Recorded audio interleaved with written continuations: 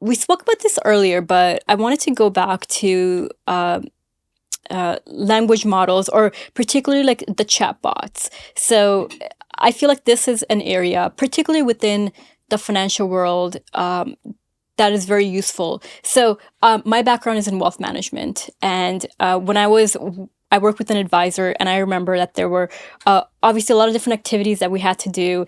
And there were protocols. So, like, if you wanted to, for instance, issue a check or a wire, or if you wanted to deposit securities or what have you, there was a process that you had to go through to complete that task. And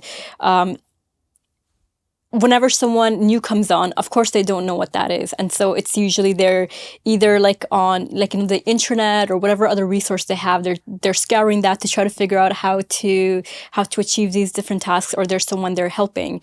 Now, you brought this up earlier, but imagine you just have a chatbot and you say, "Hey, I need to issue a wire. How do I do it?"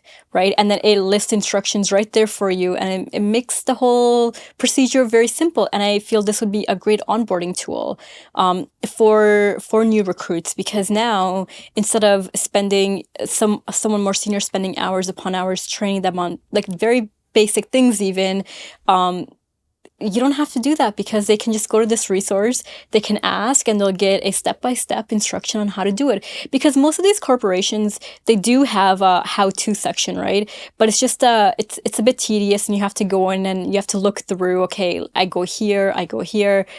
But now, imagine it can just like pop up right in front of your face. Well, let's look at large corporations. Let's look at companies that are financial institutions, right? The smaller ones are 40,000, 50,000 people, right? If it's a large co-op or credit union.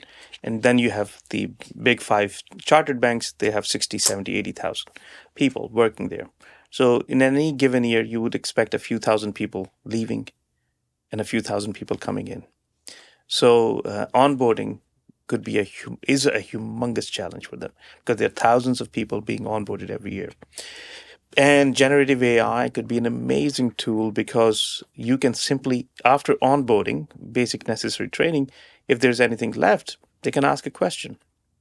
And it will look at all the answers that you have in your answer database, and it will provide that answer faster, right there when it's needed, rather than to wait for the person who has the answers to become available.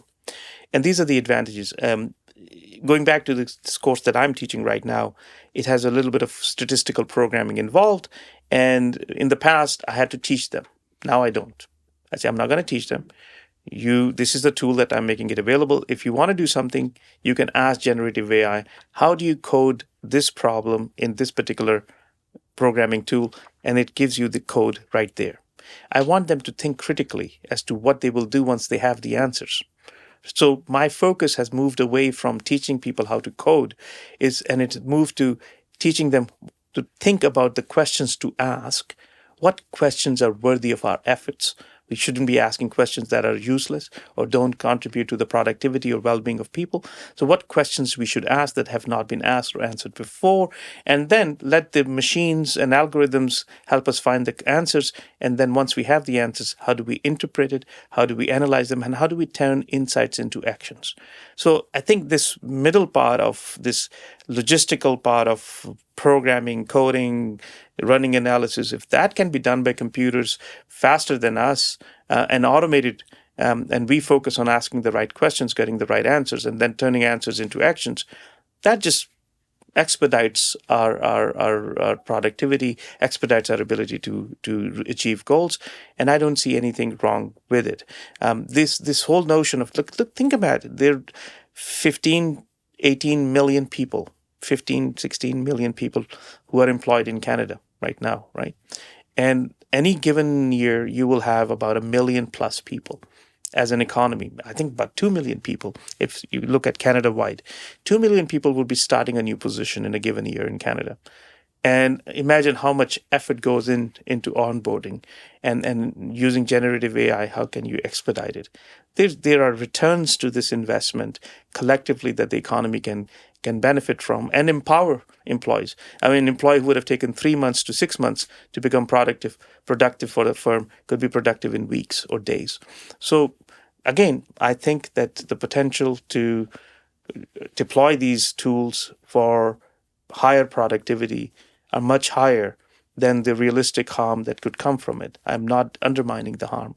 There is realistic, probable harm that could come, but I think right now the way things are, benefits far outweigh the harm that I see through these generative AI models.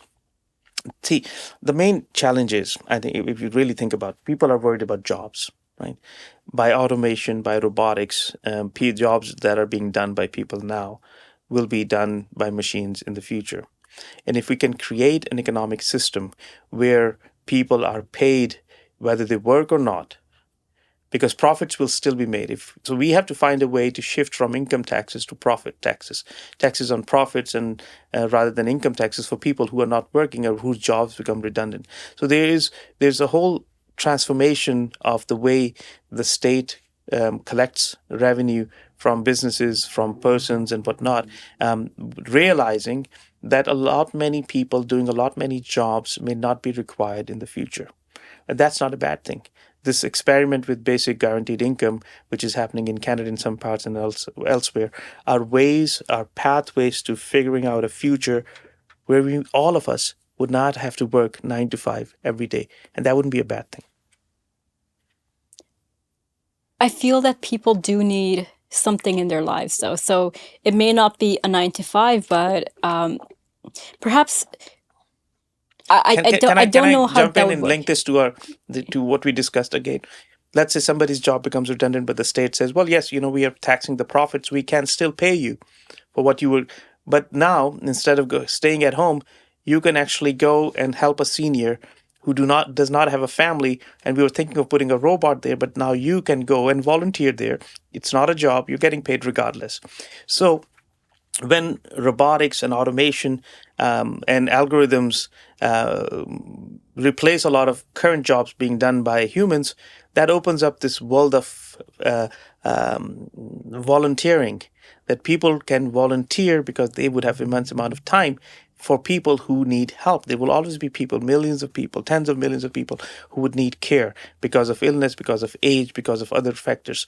So imagine if there's a society where someone had a job that is no longer required, but is still getting paid because there's a system around it, and then there's a request or a requirement that now you have to volunteer. So we may create some problems, but they will solve other problems as well. For sure. And I mean, there's a lot of people who sort of will even paint this world of like a utopian world almost, where it's like you don't have to work, but that will free you up to do other things. And where I see this move with Gen AI is, I feel that, first of all, I don't think that people are going to lose jobs in the amounts that we think they are. I think that a lot of people will be trained to do other things. I also think what it'll do is it'll actually sort of push people into different fields. So like in Canada, for instance, we've been having like a shortage in blue collar work for a while. And I feel like it might actually open the door up for people to explore different opportunities and perhaps go into the jobs where we need more people. And I think it'll also push people to create more things. So because the algorithms will be there to sort of do the uplifting of what you have already created. And now this will allow people to have more time to be more creative. I remember there were stats, and these are from years ago, but for a long time, Canadians were very innovative. Like we had a lot of entrepreneurship. And the reason behind that, well, or at least the reported reason, was that it's because we have a safety net. So someone can say, oh, you know what, if I do quit my job and I do decide to go point.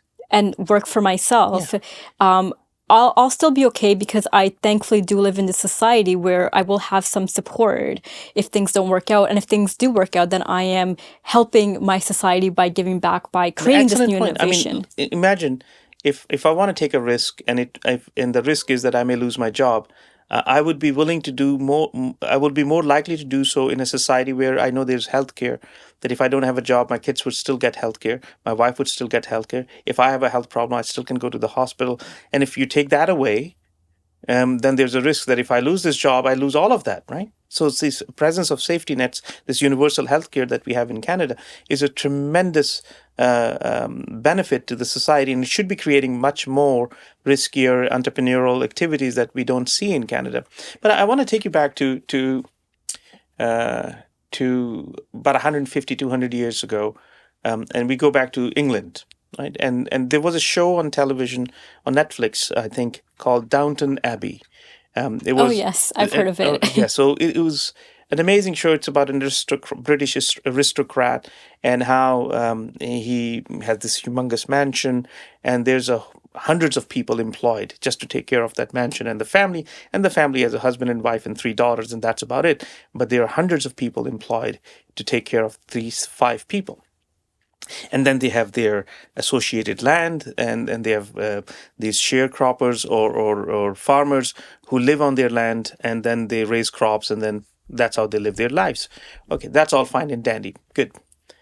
What surprised me when I was watching Downton Abbey is that one day I said, how many people were in this, I think it's called servitude in England? It turned out that at that time, when the biggest industry in England was mining, there were more people looking after these lordships and ladyships and their mansions, and then they were in mining, right?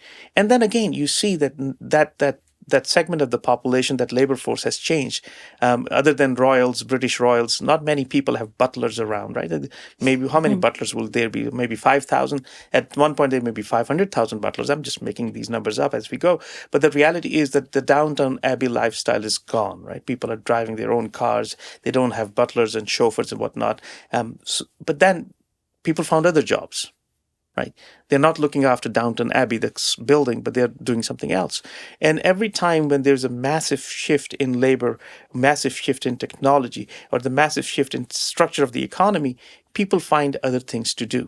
It's not that when that way of life ended in England, that millions of people were unemployed and they remain unemployed for decades or years. And if nothing else, humans are very creative. If nothing else happened, they start a war and employ everybody. So you know, wars are also a way of employing people. I'm being cynical here, but the reality is that economy finds a way to innovate and employ people and get them moving. And people who are looking for job often are able to find jobs. So AI will be a disruptor, much bigger disruptor than I can imagine right now. And what others can imagine right now. It would be a disruptor because it has abilities that we didn't have in the past. It's no longer how heavy a machine, how heavy a product or a stone or a rock that you can lift. I mean, the pyramids in Egypt were built with human or animal power. Like all those stones were carried to the top by humans or animals, right? Now you can build those pyramids with machines much faster, right? But it doesn't mean that we had to continue using human power to build things the way we did. We have cranes that can build things faster. AI would push those limits much, much far than lifting weights or moving faster. AI would start touching at that notion where a thing that we call soul. You know, we have a body and fit, but there's something inside of us that's us, our ID, that's soul.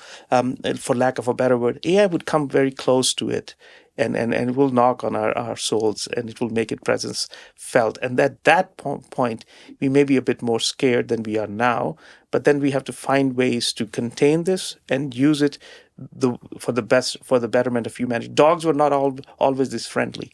I mean, if you go back a few millennia, dogs were not domesticated animals. It took some 10,000 or 100,000, I don't know how many years, thousands of years to domesticate these. But we were able to make them man's best friend.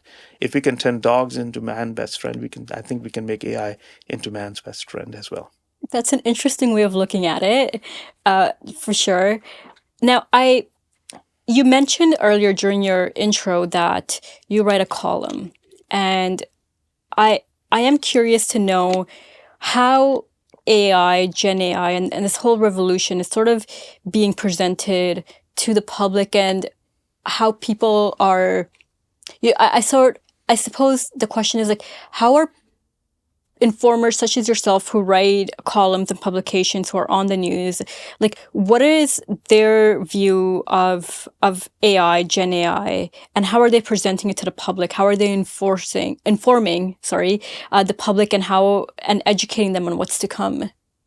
Yes. So, I mean, I don't particularly write about artificial. I wrote an op-ed for Globe and Mail in January last year when this generative AI just came out, and I saw a lot of people were scared. So I wrote something and I said, "Don't be afraid, and here's how it will pan out." And some of the things it did pan out that way. Other things I was completely wrong, which is fine.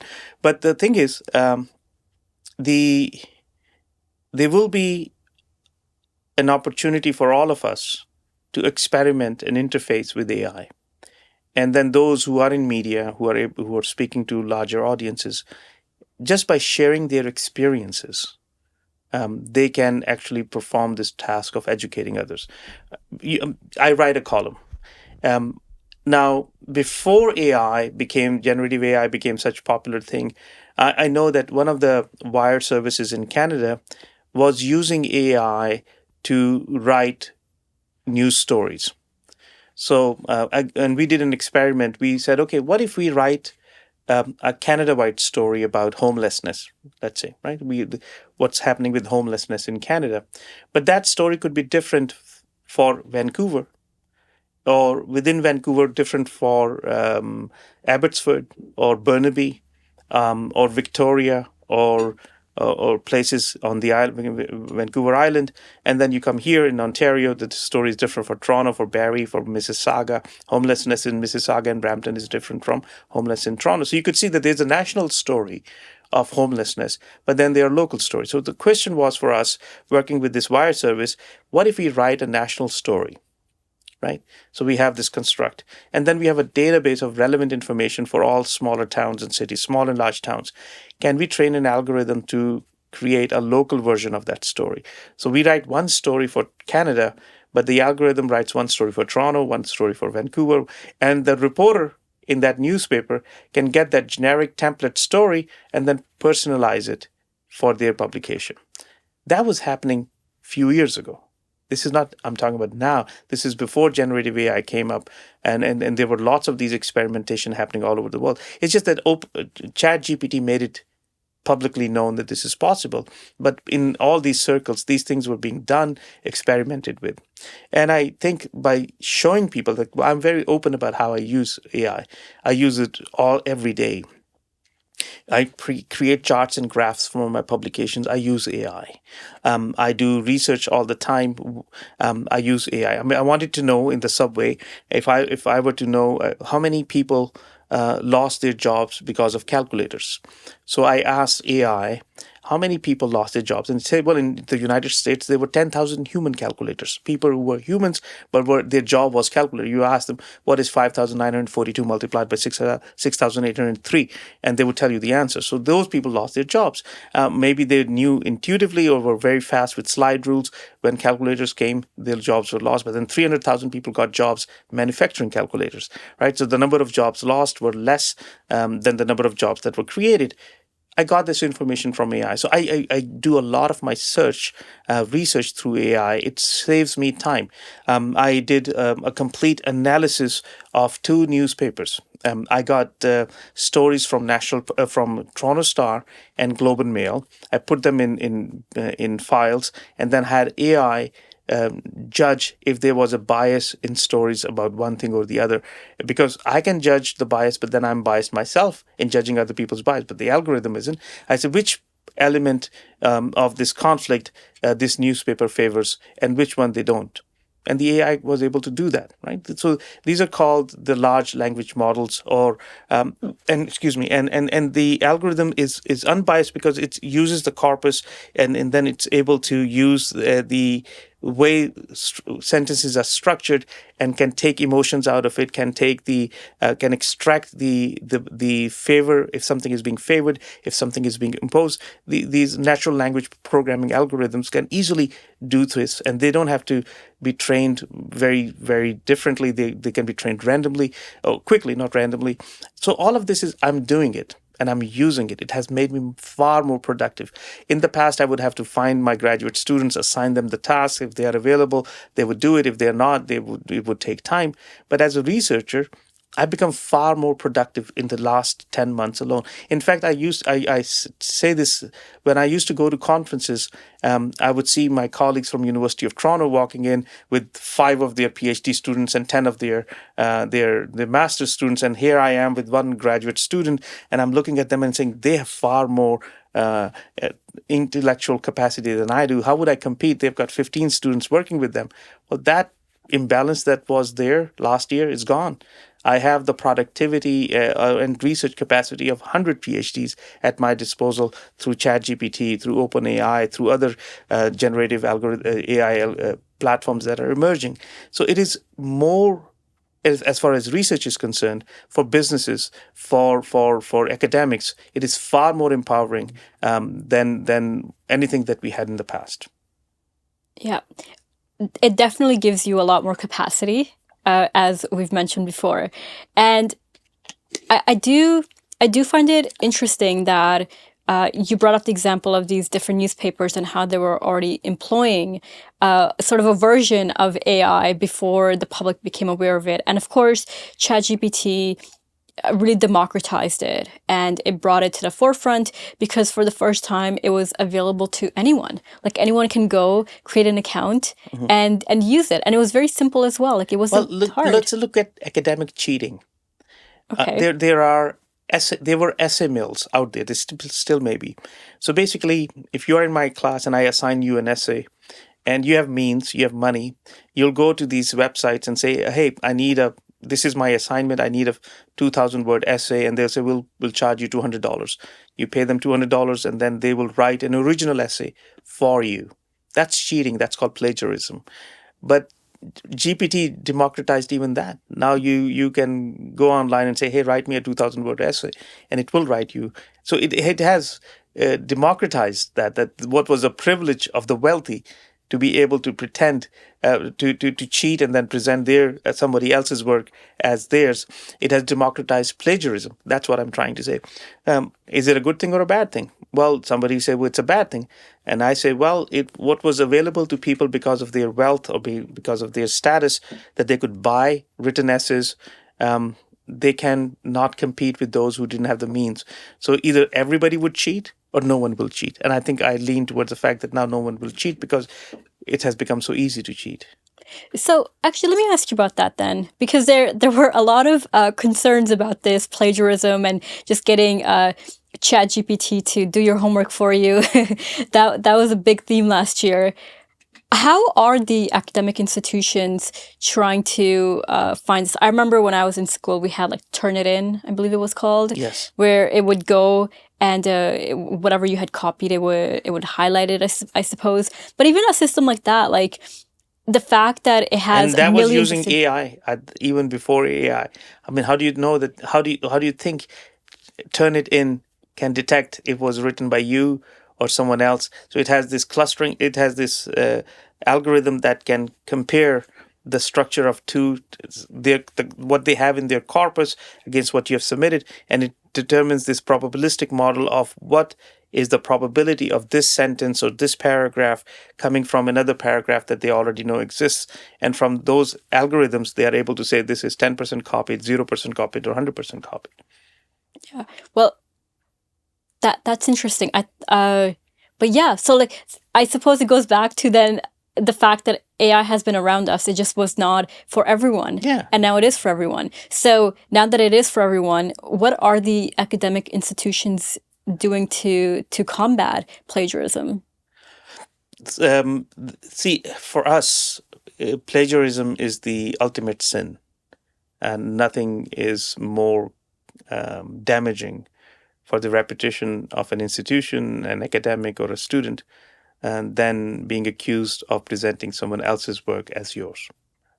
And what we are doing in academia is reinforcing the moral value and the message that we are more interested in what you think.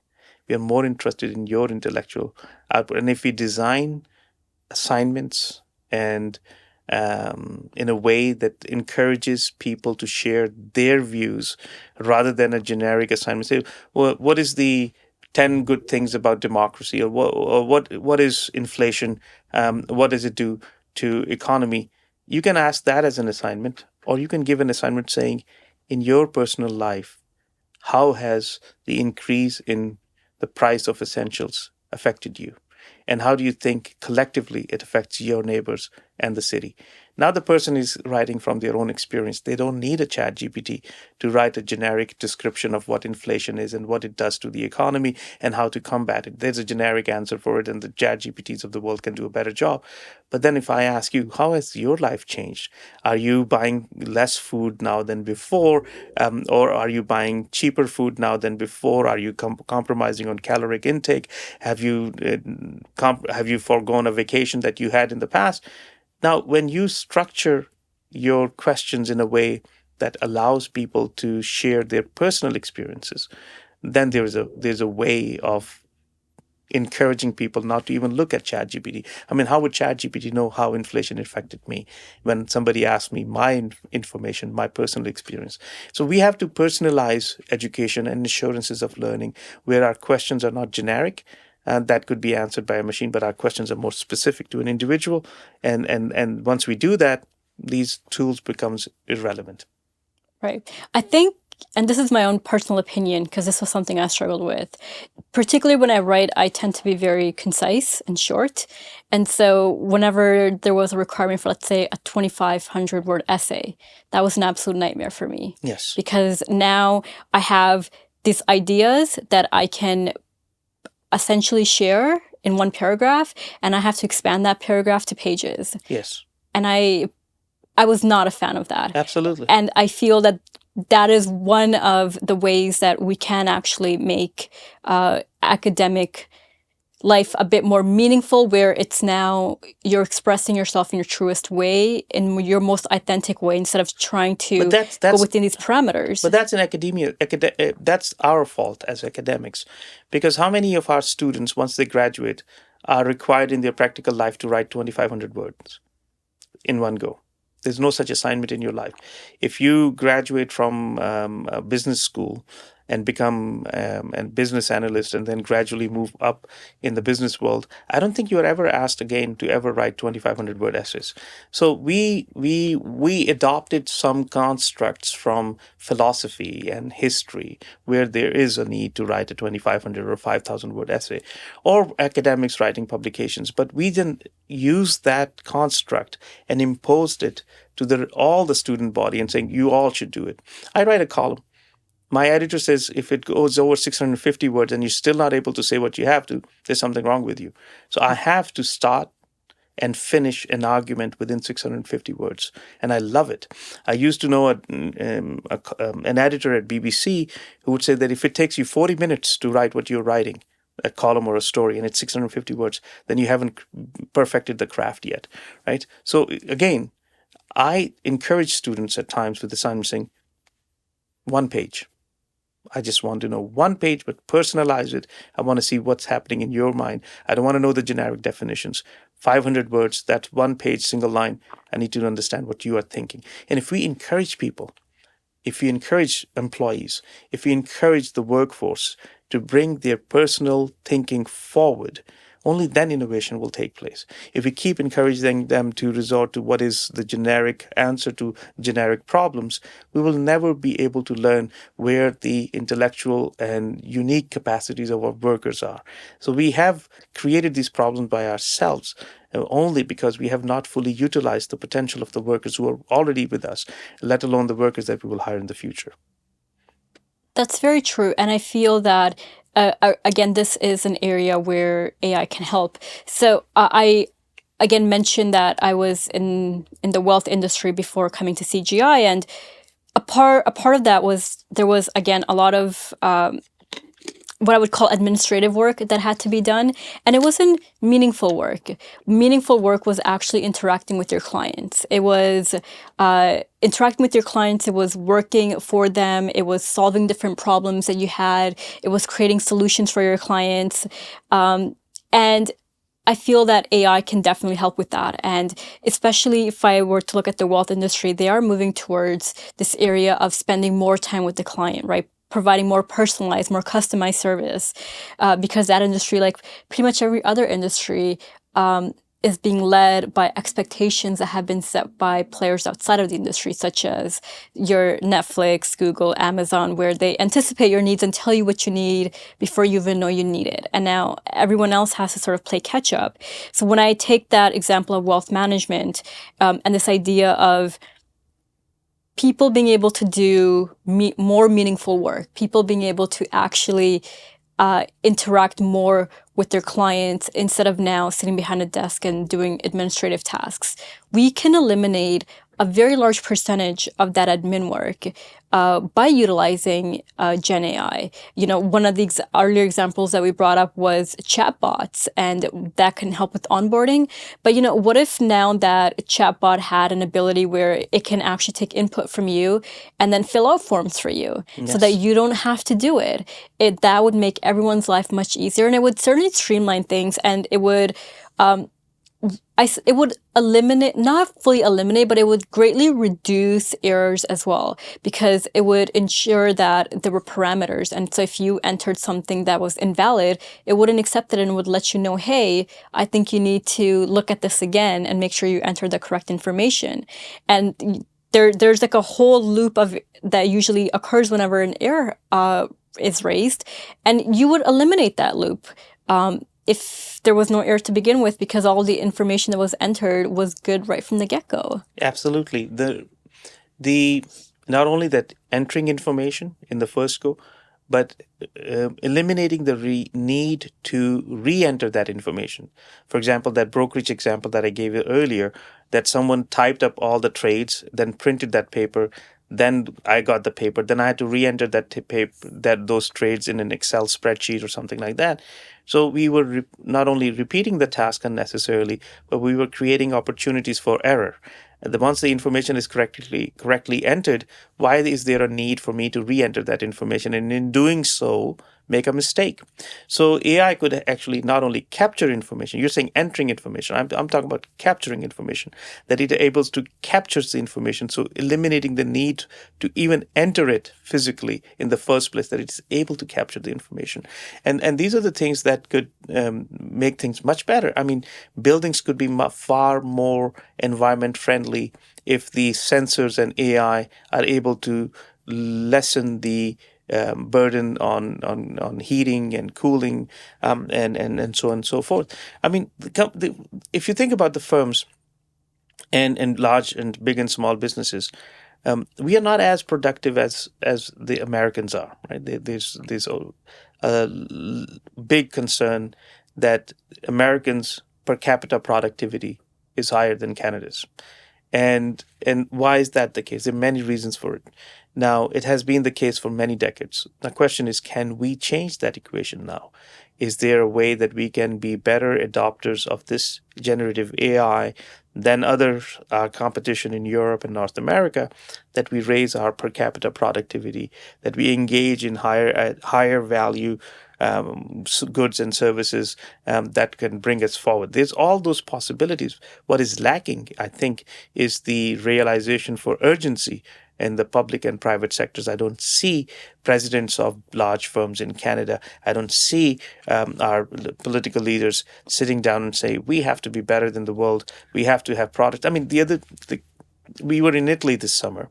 I took my family, and I'm in Milan, and I'm looking at these three churches. They're called the Three Sisters, and they are historic churches in a big piazza, and you're looking at the amazing architecture and the genius of Italian engineers, and they built it a few hundred, if not 1,000 years ago. You're looking at these churches, and then I turned around and I saw this big modern building, but all that building was entirely covered by an ad, and the ad was by Samsung. So I'm looking at South Korean products right there, rivaling the genius, the architectural genius of accumulated over thousands of years in Italy. And then it hit me, and I said, when was the last time we as Canadians were traveling and we saw a Canadian product that is being used or marketed to others? And after BlackBerry or Nortel, you can't say the third name, right? So that's where we are. I think I don't see the urgency both in the private sector and in the public sector that we want to be the ones to create products. There's lots of reasons for it. People say we don't have the startup culture here. We don't have large investors. We don't have risk capital here. But a lot of this could be substituted with generative AI now. And if we turn our education system, if we turn our businesses, if that the research R&D part of it, I mean, if you buy a car in your R&D, or you put a new elevator in your building, that is still counted as R&D if the work being done is R&D. But if you really invest in people who are actually scientists, who are engineers, who are mathematicians, who will create new products that people would like to buy, that's a kind of R&D investment that we need. A lot of AI is heavy duty maths. These algorithms are not simple to do. But if you look at our math scores relative to other countries, Canada's high school and junior high math scores are falling relative to others. So we are not really doing the things we need to do to create that prosperity that we all desire. But that prosperity is not going to come through traditional means. We have to be at the forefront of this innovation. We can't just be the users of AI. We have to be producers of it so that people can use and we can create value from it. I think there's a need for I think there's a need for to realize the urgency for it. It can't be left to the government. It can't be left to the private sector. It can't be left to the universities. All of us have to come together to say what we see is at the tip of the iceberg. There's far more to do in terms of innovating in generative AI and then making value add products from it so that it can create wealth and prosperity for all. I agree with that. And I feel that a large part of that is culture. And we do need to improve on things within the Canadian landscape and bring back that culture of innovation and risk-taking and entrepreneurship. When I look at our regulatory environment, for instance, and I know that it gets blamed fairly often, particularly in the financial industry, for why we don't innovate as quickly as we can. And I would say that it's a fine line. There is a balance. So I suppose the easiest example is what happened with the 08-09 financial crisis. In Canada, we did quite well, and a large reason for that is because of our regulators and how they regulate our financial system and ensuring that they don't have too much debt, not too much leverage, that they're not being too risky. And during time of crisis, that actually came in handy, and we were protected as a result of it. But at the same time, one of the big initiatives that's been undergoing for the last little while is open banking in Canada, and wanting to have that universally in the country, because there are other geographies that have it.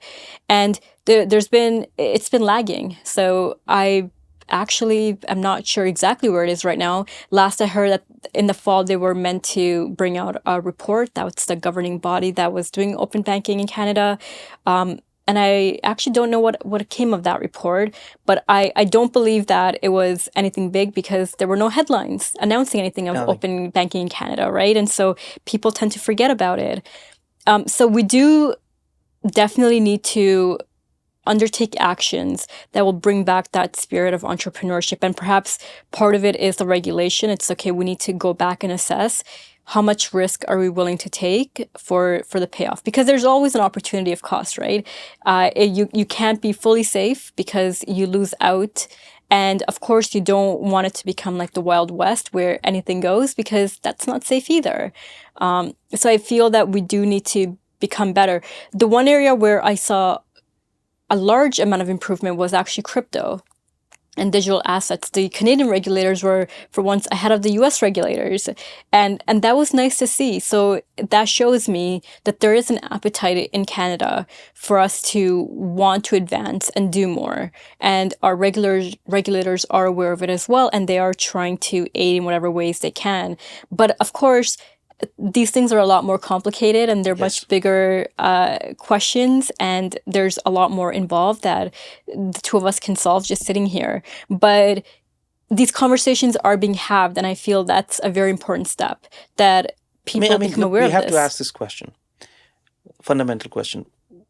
why Nortel was able to succeed and became a global product, why BlackBerry Research in Motion became successful and became a globally recognized product, and what led them to their downfall. Why were we not able to grow them? If Nokia can grow and continue to grow, why didn't BlackBerry grow? We need to learn from these mistakes or these experiments or experiences. We talk about we look at Tesla, we look at Twitter or X, we look at Elon Musk all the time, but we don't ask the question. He was here at Queen's University studying engineering, but then when it came to create and innovate, he's no longer here. You look at OpenAI and you look at their chief technology officer. I think her name is Meera Murari. She was in BC as a student, high school student, and then she's gone in the US and the innovation is taking place. So we have, we think of US as a place that, oh, look at the crisis in 2008 and 9 and what a big mess they created with these collateralized debt obligations and this mortgage-backed securities. All of that is true. But how is that a place that has all these problems attracts Elon Musk and Meera Muradi and create Google and create OpenAI, all these products that people who were here went there to create, but they never created it here. And whatever we created wasn't able to go global. We had these Ballard hydrogen-powered bus systems in Vancouver. Not much came out of it. There's innovation that happens here, but it doesn't goes to scale. And we even see people going through the Canadian system and ending up in the US, becoming these amazing innovators. We have to do some soul searching here. As why are we a conduit for those who create and innovate and just bring people from globally here and then pass them on to the US rather than having that innovation take place here, rather than all that value add being created. The highest GDP per capita in Canada is in Alberta. Alberta has a much higher GDP per capita than British Columbia or Ontario. It's not because of innovation. It's because of the extractive sector economy. And then you ask yourself, when will we realize that our relevance in global economics is not because what's in our heads, it's because what's underneath our feet, because we have been doing through mining. And as soon as we realize that we have to do better, we have to move from mining to intellectual capital and technologies like AI.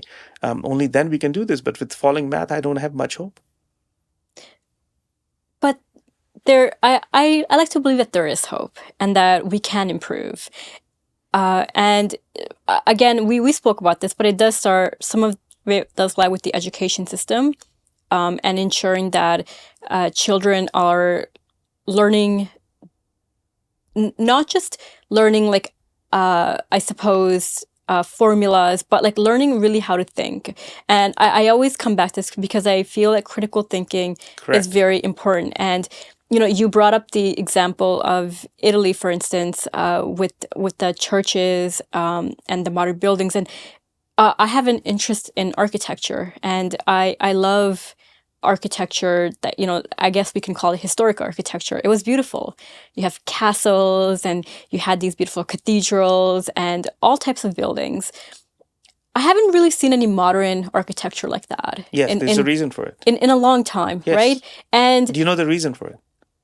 The reason, I have a hypothesis. I think the architecture that you admire that was built 200 years ago or 300 or 500, that wasn't built on 10% ROI. There's an emperor, there was a sovereign, or there was a church that was commissioning it, and there was no budget limits. Now whatever we build has to be built on a 10% ROI. People are looking at return on investment. When there is a requirement for return on investment, you don't build castles, you build just towers in sky, nothing else.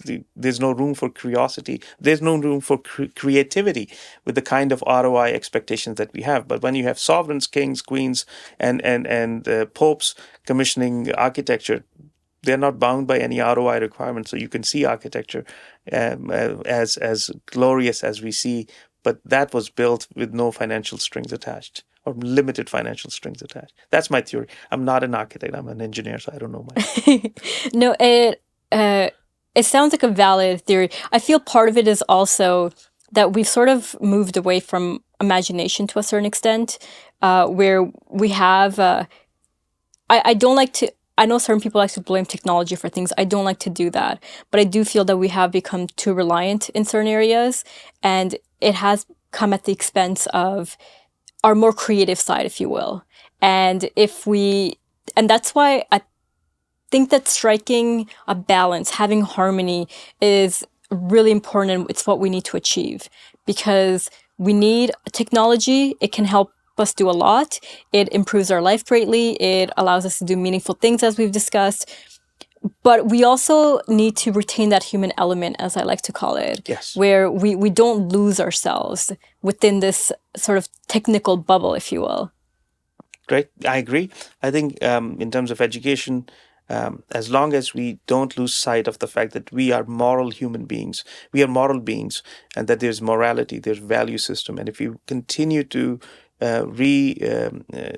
repeat it and inculcate in the future generations to come, and to say that whatever technology you create it for the betterment of yourself, your neighbors, your society, your city, your country, for all human beings and for all beings, then you give them a sense of purpose, but with sense of responsibility as well.